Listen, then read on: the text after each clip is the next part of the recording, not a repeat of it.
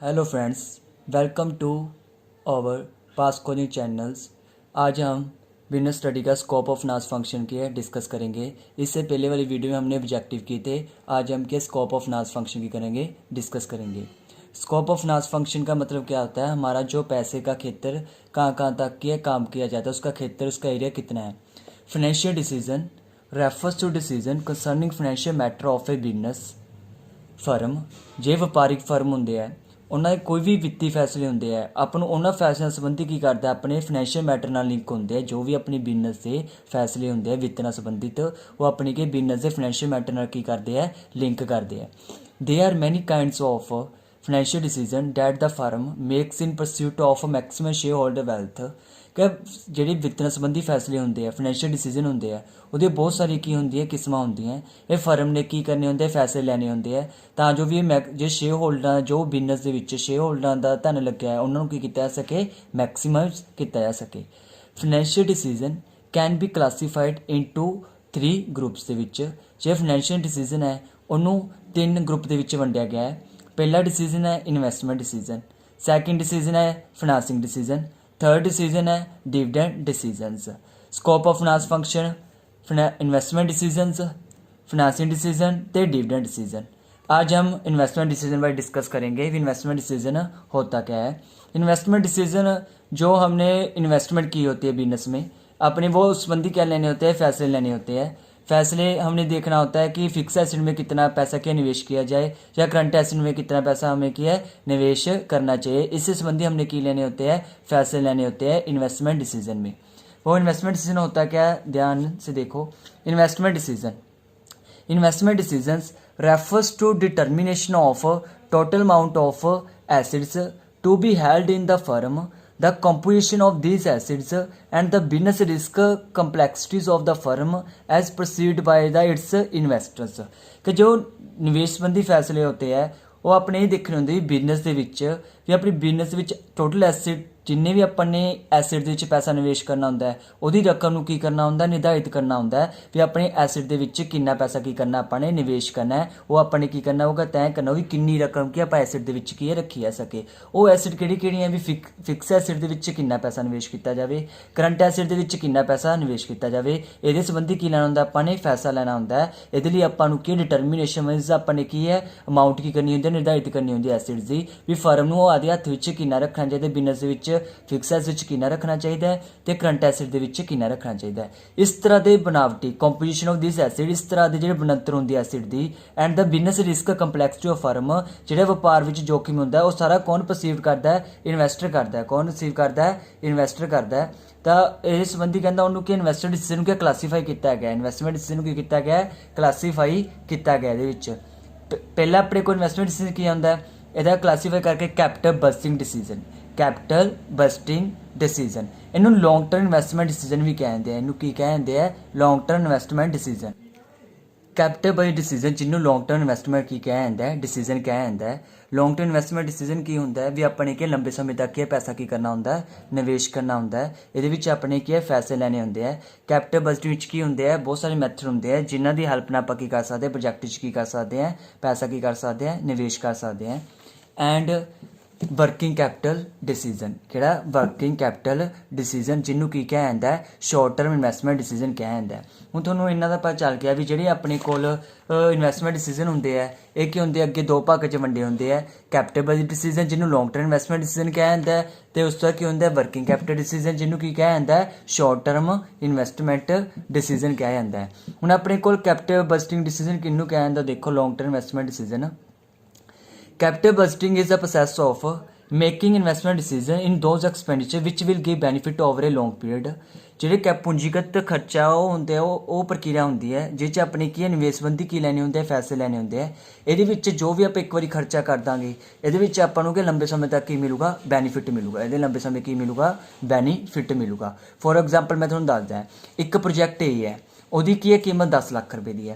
एक प्रोजैक्ट की है बी है, ਉਹਦੀ कीमत भी की है अपने को की है 10 लाख रुपए की है। ਉਹਦੀ भी कीमत की है अपने को की है 10 लाख रुपए है। ਹੁਣ प्रोजैक्ट ए ਦੇ अपने ये देखना भी प्रोजैक्ट ए ਦੇ ਵਿੱਚ निवेश करना है कि प्रोजैक्ट बी ਦੇ ਵਿੱਚ निवेश करना है। ਜਿਹੜਾ प्रोजैक्ट ए है ਉਹਦੀ ਜਿਹੜੀ 10 लाख की कीमत है, ਆਪਾਂ ਨੂੰ ਕੀ ਹੈ ਉਹ 5 ਸਾਲਾਂ 'ਚ ਪੂਰੀ ਹੋ ਜਾਂਦੀ ਹੈ। ਮਤਲਬ ਹਰ ਸਾਲ ਕਿੰਨਾ ਮਿਲਦਾ ਆਪਾਂ ਨੂੰ 2-2 ਲੱਖ ਰੁਪਏ ਮਿਲਦਾ। ਕਿੰਨਾ ਮਿਲਦਾ ਹਰ ਸਾਲ ਆਪਾਂ ਨੂੰ ਉਹ ਪ੍ਰੋਜੈਕਟ ਤੋਂ 2-2 ਲੱਖ ਰੁਪਏ ਮਿਲਦਾ। ਜਿਹੜਾ ਪ੍ਰੋਜੈਕਟ B ਹੈ ਉਹਦੇ ਜਿਹੜੀ 10 ਲੱਖ ਦਾ ਜਿਹੜਾ ਆਪਣੇ ਪੈਸਾ ਉਹ ਹੈ ਉਹ ਆਪਾਂ ਨੂੰ ਜਿਹੜਾ 10 ਲੱਖ ਹੈ ਉਹ 10 ਸਾਲ 'ਚ ਕਵਰ ਕਰਦਾ ਹੈ। ਉਹ ਕੀ ਕਵਰ ਕਰਦਾ ਹੈ 10 ਸਾਲ 'ਚ ਕਵਰ ਕਰਦਾ ਹੈ। ਮਤਲਬ ਹਰ ਸਾਲ ਆਪਾਂ ਨੂੰ ਤੋਂ ਕਿੰਨਾ ਪ੍ਰੋਫਿਟ ਹੁੰਦਾ ਲੱਖ ਰੁਪਇਆ। ਤਾਂ ਆਪਣੀ ਇਹ ਡਿਸੀਜਨ ਦੇ ਅਕੋਰਡਿੰਗ ਆਪਾਂ ਕੀ 'ਚ ਪੈਸਾ ਨਿਵੇਸ਼ ਕਰਾਂਗੇ 5 ਸਾਲ ਵਾਲੇ 'ਚ ਨਿਵੇਸ਼ ਕਰਾਂਗੇ ਕਿਉਂਕਿ ਉਸ ਨਾਲ ਆਪਣੀ ਕੀ ਜਲਦੀ ਕੀ ਹੁੰਦੀ ਇਨਵੈਸਟਮੈਂਟ ਦੀ ਕੋਸਟ ਕੀ ਹੁੰਦੀ ਹੈ ਰਿਕਵਰ ਵੀ ਹੁੰਦੀ ਹੈ ਤੇ ਆਪਾਂ ਨੂੰ ਜਿਹੜਾ ਬੈਨੀਫਿਟ ਹੁੰਦਾ ਹੈ ਹਰ ਸਾਲ ਕੀ ਹੁੰਦਾ ਉਹ ਤੋਂ ਜ਼ਿਆਦਾ ਹੁੰਦਾ ਹੈ। ਤਾਂ ਇਹਦੇ ਕੀ ਕੈਪੀਟਲ ਬਜਟਿੰਗ ਆਪਣੀ ਕੀ ਲੌਂਗ ਟਰਮ ਇਨਵੈਸਟਮੈਂਟ ਡਿਸੀਜ਼ਨ ਕੀ ਕਰਦਾ ਆਪਣੀ ਹੈਲਪ ਵੀ ਕਰਦਾ ਹੈ। ਆਪਾਂ ਨੇ ਦੱਸਣਾ ਹੁੰਦਾ ਵੀ ਉਹ ਕਿਹੜੇ ਜਿਹੜੇ ਕੈਪੀਟਲ ਪੇ ਬੈਕ ਪੀਰੀਅਡ ਮਦਦ ਨਾਲ ਆਪਾਂ ਕੀ ਕਰ ਸਕਦੇ ਹਾਂ ਚੈੱਕ ਕਰ ਸਕਦੇ ਹਾਂ। ਜਿਵੇਂ ਤੁਹਾਨੂੰ ਦੱਸਿਆ ਹੀ ਹੈ ਜਿਵੇਂ ਪ੍ਰੋਜੈਕਟ A ਦੇ ਵਿੱਚ 5 ਸਾਲਾਂ 'ਚ ਕੀ ਹੈ 10 ਲੱਖ ਨੂੰ ਕਵਰ ਕਰਦਾ ਜਦ ਕਿ ਪ੍ਰੋਜੈਕਟ B ਕੀ ਹੈ 10 ਸਾਲਾਂ 'ਚ ਕੀ ਕਰਦਾ ਉਹਦੇ ਪ੍ਰੋਜੈਕਟ ਕੋਸਟ ਨੂੰ ਕੀ ਕਰਦਾ ਕਵਰ ਕਰਦਾ। ਤਾਂ ਆਪਾਂ ਪ੍ਰੋਜੈਕਟ A ਨੂੰ ਕੀ ਦੇਵਾਂਗੇ ਪ੍ਰੈਫਰੈਂਸ ਦੇਵਾਂਗੇ। These investment made to be invest in fixed assets ਜਿਹੜੀ ਇਹ ਨਿਵੇਸ਼ ਕੀਤੇ ਜਾਂਦੇ ਆ ਇਸ ਸਥਿਰ ਸੰਪੱਤੀ ਵਿੱਚ ਕੀਤੇ ਜਾਂਦੇ ਆ ਜਿਹਨੂੰ ਫਿਕਸ ਐਸਿਡ ਕਿਹਾ ਜਾਂਦਾ ਜਿਹਨੂੰ ਕੀ ਕਿਹਾ ਜਾਂਦਾ fixed assets. This decision involve commitment of fund for a long period ਜਿਹੜੇ ਫੈਸਲੇ ਹੁੰਦੇ ਆ ਆਪਣੇ ਜਿਹੜੇ ਕਮਿਟਮੈਂਟ ਕੀਤੀ ਹੁੰਦੀ ਹੈ ਫੰਡ ਉਹ ਲੰਬੇ ਸਮੇਂ ਲਈ ਕੀ ਹੈ ਉਹਦੇ ਨਾਲ ਕੀ ਹੁੰਦਾ ਸੰਬੰਧ ਹੁੰਦੇ ਫੈਸਲੇ। ਫੋਰ ਐਗਜ਼ਾਮਪਲ ਆਪਣੀ ਕੋਈ ਪਲਾਂਟ ਜਾਂ ਮਸ਼ੀਨਰੀ ਪਰਚੇਜ਼ ਕਰਨੀ ਹੈ ਲੈਂਡ ਐਂਡ ਬਿਲਡਿੰਗ ਕੀ ਹੈ ਇਹ ਪਰਚੇਜ਼ ਕਰਨੀ ਹੈ ਤਾਂ ਕਹਿੰਦੇ ਸਾਰੇ ਕੀ ਲੌਂਗ ਟਰਮ ਇਨਵੈਸਟਮੈਂਟ 'ਚ ਕੀ ਆ ਜਾਂਦੇ ਆ ਇਨਵੋਲਵ ਹੋ ਜਾਂਦੇ ਆ। ਤਾਂ ਜਿਹੜੇ ਆਪਣੇ ਕੈਪੀਟਲ ਡਿਸੀਜਨ ਹੈ ਇਹ ਵੀ ਇੰਪੋਰਟੈਂਟ ਫੋਲੋਇੰਗ ਰੀਜ਼ਨ ਮੰਨਿਆ ਗਿਆ ਆਪਣੇ ਕੋਲ। They influences the earning capacity of business over long period ਇਹ ਬਿਜ਼ਨਸ ਦੇ ਕੀ ਹੈ ਆਪਣੀ ਅਰਨਿੰਗ ਕਪੈਸਿਟੀ ਨੂੰ ਕੀ ਕਰਦਾ ਪ੍ਰਭਾਵਿਤ ਕਰਦਾ ਲੰਬੇ ਸਮੇਂ।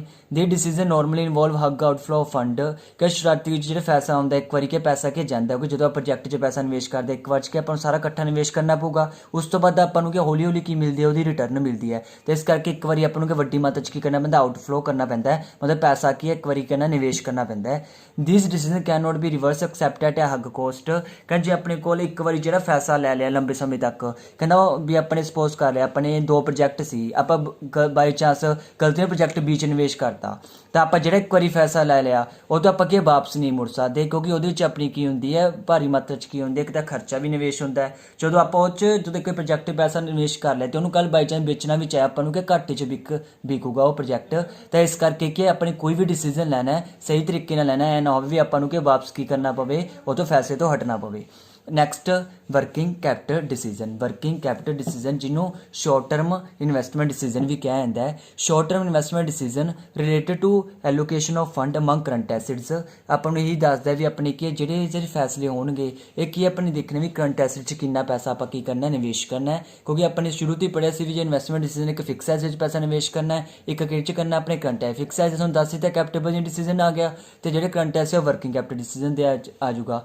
ਵਰਕਿੰਗ ਕੈਪੀਟਲ ਤੁਹਾਨੂੰ ਵੀ ਪਤਾ ਵੀ ਕੀ ਹੁੰਦਾ ਵੀ ਜੇ ਡੇ ਟੂ ਡੇ ਵਾਸਤੇ ਆਪਾਂ ਨੂੰ ਜੋ ਪੂੰਜੀ ਦੀ ਜ਼ਰੂਰਤ ਹੁੰਦੀ ਹੈ ਉਹਨੂੰ ਕੀ ਕਿਹਾ ਜਾਂਦਾ ਵਰਕਿੰਗ ਕੈਪੀਟਲ ਸੈਲਰੀ ਵਾਸਤੇ ਰੋ ਮਟੀਰੀਅਲ ਵਾਸਤੇ ਕ੍ਰੈਡੀਟਰਸ ਨੂੰ ਪੇਮੈਂਟ ਕਰਨ ਵਾਸਤੇ ਠੀਕ ਹੈ। ਕਰੰਟ ਐਸਿਡਸ ਕਿਹੜੀ ਹੁੰਦੀ ਆਪਣੇ ਕੋਲ ਇਨਵੈਂਟਰੀਜ਼ ਹੁੰਦੀਆਂ ਡੈਟਰਸ ਹੁੰਦੇ ਆ ਬਿਲ ਰਿਸੀਵੇਬਲ ਹੁੰਦੇ ਆ ਇਹ ਸਾਰੇ ਸਟਾਕ ਵਗੈਰਾ ਹੁੰਦੇ ਸਾਰੇ ਕੀ ਹੁੰਦੇ ਆਪਣੇ ਕੋਲ ਕਰੰਟ ਐਸਿਡਸ ਹੁੰਦੇ ਆ।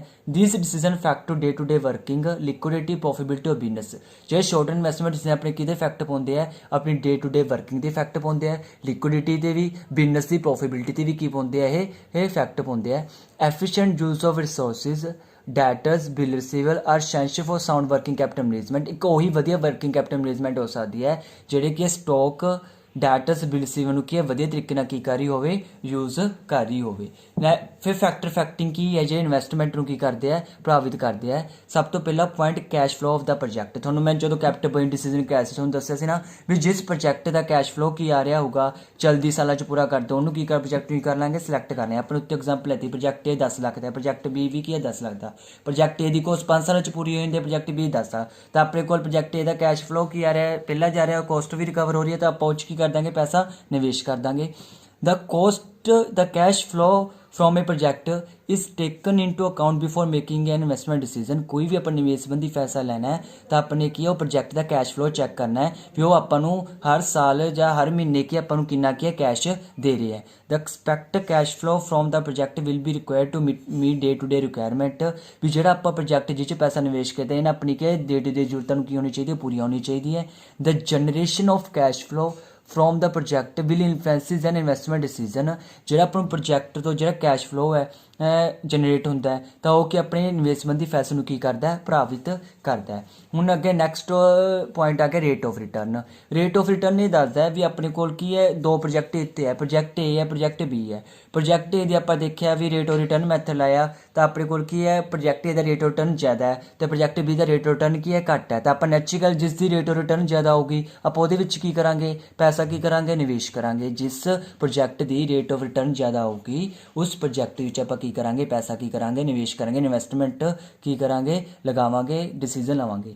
ਦ rate of return on investment will influences capital budget decision. ਜਿਹੜਾ ਰੇਟ ਆਫ ਰਿਟਰਨ ਵੀ ਹੈ ਇਹ ਕੈਪੀਟਲ ਬਜਟ ਡਿਸੀਜ਼ਨ ਨੂੰ ਕੀ ਕਰਦਾ ਹੈ, ਪ੍ਰਭਾਵਿਤ ਕਰਦਾ ਹੈ। When more than one project available, ਤੁਹਾਡੇ ਕੋਲ ਇੱਕ ਤੋਂ ਵੱਧ ਪ੍ਰੋਜੈਕਟ ਅਵੇਲੇਬਲ ਹੈ ਤਾਂ project offering high rate of return may we prefer, ਵੀ ਪ੍ਰੋਜੈਕਟ ਨੂੰ ਉਹ ਆਫਰ ਕਰੋ ਜਿਸ ਪ੍ਰੋਜੈਕਟ ਤੋਂ ਆਪਾਂ ਨੂੰ ਕੀ ਮਿਲੀ ਹੋਊਗੀ, ਹਾਈ ਰੇਟ ਆਫ ਕੀ ਮਿਲੀ ਹੋਊਗੀ, ਰਿਟਰਨ ਮਿਲੀ ਹੋ। ਮੈਂ ਤੁਹਾਨੂੰ ਪਹਿਲੇ ਦੱਸਿਆ ਵੀ ਦੋ ਪ੍ਰੋਜੈਕਟ ਸੀ, ਪ੍ਰੋਜੈਕਟ ਏ 'ਚ ਆਪਾਂ ਨੂੰ 15% ਮਿਲਿਆ ਸੀ, ਪ੍ਰੋਜੈਕਟ ਬੀ 'ਚ 20%। ਆਪਾਂ ਕੀ ਕਰਾਂਗੇ, ਪ੍ਰੋਜੈਕਟ ਬੀ ਨੂੰ ਕੀ ਕਰ ਲਾਂਗੇ, ਸਿਲੈਕਟ ਕਰਾਂਗੇ। ਜੇ ਪ੍ਰੋਜੈਕਟ ਏ 20% ਦੇ ਰਿਹਾ, ਪ੍ਰੋਜੈਕਟ ਬੀ 15% ਦੇ ਰਿਹਾ ਤਾਂ ਪ੍ਰੋਜੈਕਟ ਏ ਨੂੰ ਕੀ ਕਰਾਂਗੇ ਆਪਾਂ, ਸਿਲੈਕਟ ਕਰਾਂਗੇ।